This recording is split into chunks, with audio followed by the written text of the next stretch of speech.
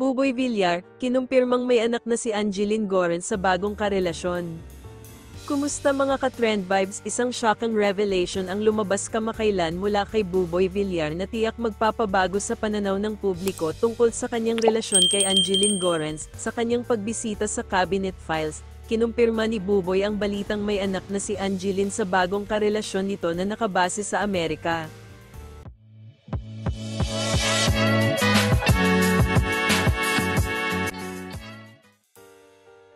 Ang isyong ito ay nag-ugat sa mga pag-uusap na umabot na sa media, at sa mga pahayag ni Buboy. Nalaman natin na may anak na lalaki si Angeline sa karelasyon nito, bagamat hindi binanggit ni Buboy ang eksaktong edad ng bata. Sinabi niya na sa pagkakaalam niya, naglalakad na ang anak ni Angeline. Isang matinding development ito, dahil ito ang unang pagkakataon na inamin ni Buboy ang tungkol dito. Ang relasyon ni Buboy at Angeline ay natapos na 8 taon na ang nakalilipas, at noong Oktubre taong 2020, inamin nila sa publiko ang kanilang hiwalayan. Mula noon, magkahiwalay na ang kanilang landas, at sa mga nakaraang taon, kapwa sila nagpatuloy sa kanilang mga buhay. Sa ngayon, may bago ng partner si Buboy na si Isay Sampiano, at ayon kay Buboy, masaya siya sa kanilang pagsasama.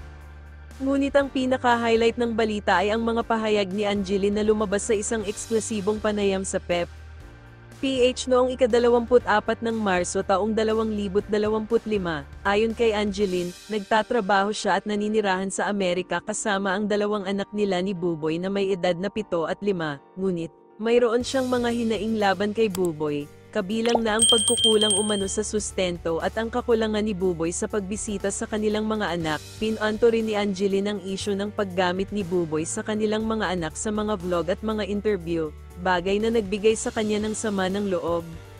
Sa kabila ng mga pahayag ni Angeline, hindi nabanggit ni Buboy sa kanyang interview ang mga detalye ng kanilang anak ni Angeline, at mas pinili niyang maging tahimik tungkol dito. Ngunit, sa susunod na episode ng Fast Talk with Boy Abunda, inaasahang sasagutin ni Buboy ang mga paratang ni Angeline. Magiging pagkakataon ito para kay Buboy na linawin ang mga isyong ito at ipaliwanag ang kanyang panig. Ngayon, na-confirm na rin ni Buboy na may anak na si Angeline sa kanyang bagong karelasyon, at ito ang magiging sentro ng kanilang conversation sa Fast Talk. Inaabangan ng marami kung paano niya aayusin ang mga isyu sa pagitan nila ni Angeline at kung paano niya tatalakayin ang pagiging magulang sa sitwasyon nilang ito. Marami sa mga netizens ang naguguluhan sa mga pangyayari at hindi maiwasang magtaka kung paano magiging epekto ng mga revelations na ito sa mga anak ni Buboy at Angeline. Marahil ay ito ang pagkakataon na sana magkausap sila ng maayos para sa kapakanan ng kanilang mga anak at upang mapanatili ang respeto sa isa't isa bilang magulang. Ang mga ganitong kwento ay hindi madalas naririnig, kaya't makikita natin na ang mga tao ay masyadong curious sa mga nangyayari sa buhay ng mga sikat na personalidad. Naway maging maayos ang lahat at magkaayos ang lahat ng mga hindi pagkakaintindihan. Abangan natin ang mga susunod na kaganapan dahil mukhang may marami pang magiging revelations si Buboy na magbibigay linaw sa mga isyong ito.